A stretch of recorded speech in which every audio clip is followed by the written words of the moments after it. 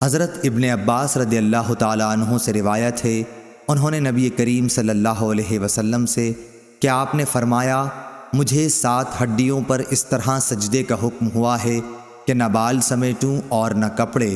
صحیح بخاری حدیث نمبر 816۔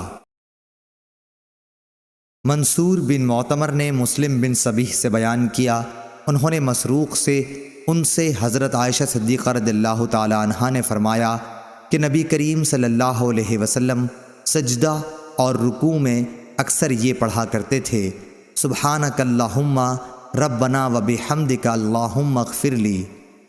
اس دعا کو پڑھ کر آپ قرآن کے حکم پر عمل کرتے تھے۔ صحیح بخاری حدیث نمبر 817۔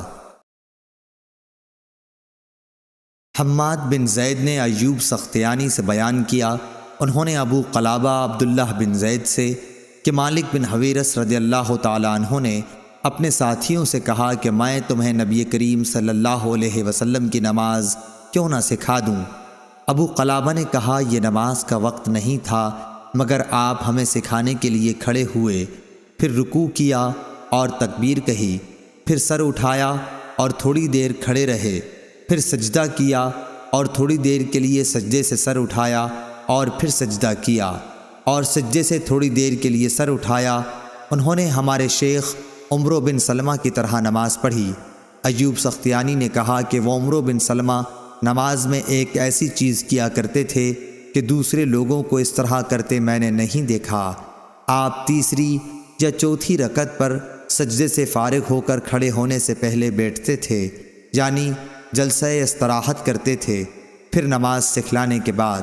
صحیح بخاری حدیث نمبر 818۔ مالک بن حویرث نے بیان کیا کہ ہم نبی کریم صلی اللہ علیہ وسلم کی خدمت میں حاضر ہوئے اور آپ صلی اللہ علیہ وسلم کے یہاں ٹھہرے رہے۔ آپ صلی اللہ علیہ وسلم نے فرمایا کہ بہتر ہے تم اپنے گھروں کو واپس جاؤ، دیکھو یہ نماز فلاں وقت اور یہ نماز فلاں وقت پڑھنا۔ جب نماز کا وقت ہو جائے تو ایک شخص تم میں سے اذان دے اور جو تم میں بڑا ہو وہ نماز پڑھائے۔ صحیح بخاری حدیث نمبر 819۔ ابو احمد محمد بن عبداللہ زبیری نے کہا کہ ہم سے موصر بن قدام نے حکم عتیبہ کوفی سے، انہوں نے عبد الرحمن بن ابی لیلہ سے، انہوں نے برا بن عازب رضی اللہ تعالیٰ عنہ سے، انہوں نے کہا کہ نبی کریم صلی اللہ علیہ وسلم کا سجدہ، رکوع اور دونوں سجدوں کے درمیان بیٹھنے کی مقدار تقریباً برابر ہوتی تھی۔ صحیح بخاری حدیث نمبر 820۔